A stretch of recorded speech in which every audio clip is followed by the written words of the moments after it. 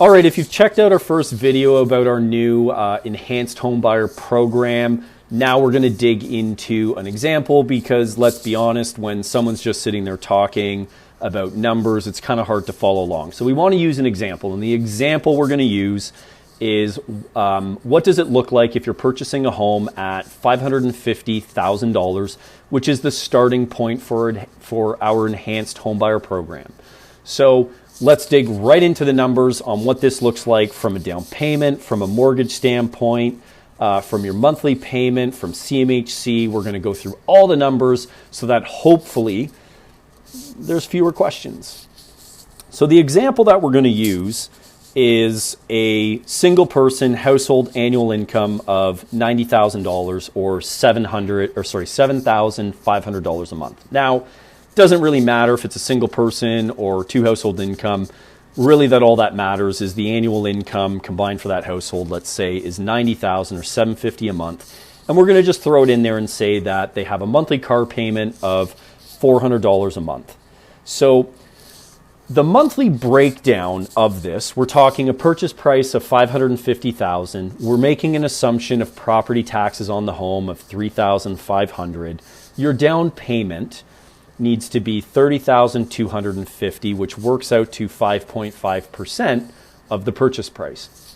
The reason for the 5.5% is every dollar above $500,000, the required down payment is 10%, not 5%.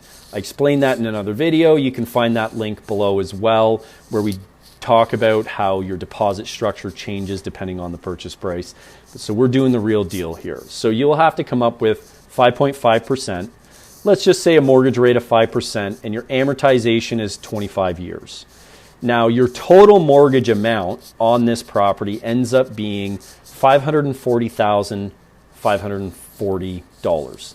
The reason for that, we're also making an assumption, is that your mortgage insurance premium is being tacked on to your mortgage amount.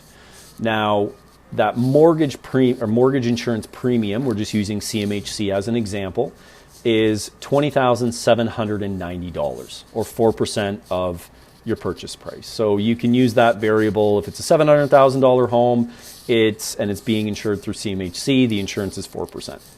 Now, what does that look like? That works out to a monthly mortgage payment of $3,144. Pretty steep, a little bit more than rent in most cases, but gives you some context to kind of what this looks like from a cash flow perspective monthly for you.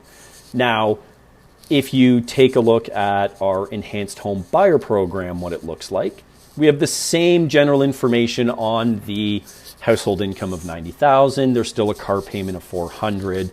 So our purchase price is still $550,000. We're still assuming property taxes of $3,500. But through our enhanced home buyer program, the total down payment is 20%.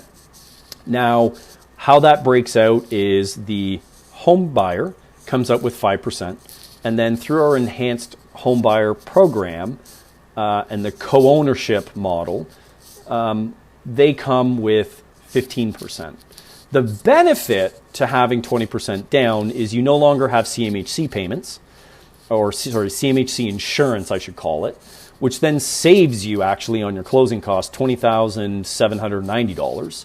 But the other side that's a bit of a savings here too is you're saving 0.5% on your down payment, so which is $2,750. So nothing crazy, but still a little bit. You don't need 5.5%, you just need 5%. Now, when that breaks out, the other thing too, with a conventional mortgage, which that's what you get when you have 20% down, you can also extend out your amortization to reduce your payments. So you have the ability to go out to a 30-year amortization period.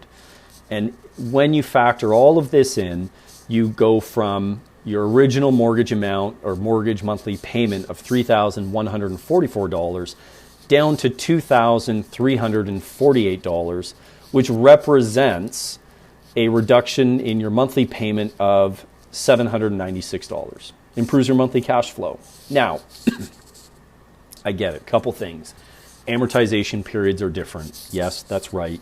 Most people don't live in that same home for 30 years or 25 years. They will move at some point, and typically our enhanced buyer program is designed for a first-time home buyer or first-time move-up buyer, which typically is somebody who's looking to move within the next 10 years.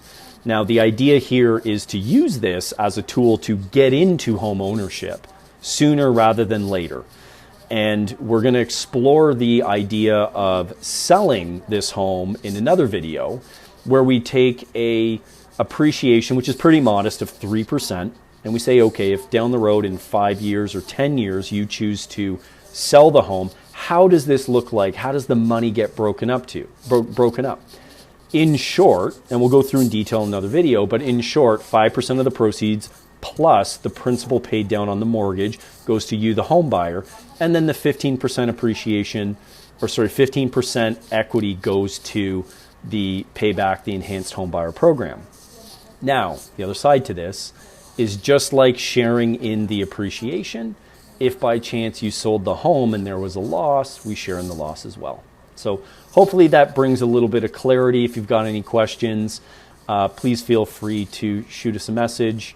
As well, there'll be a link for the blog that actually goes through all of these numbers below. Again, happy home hunting.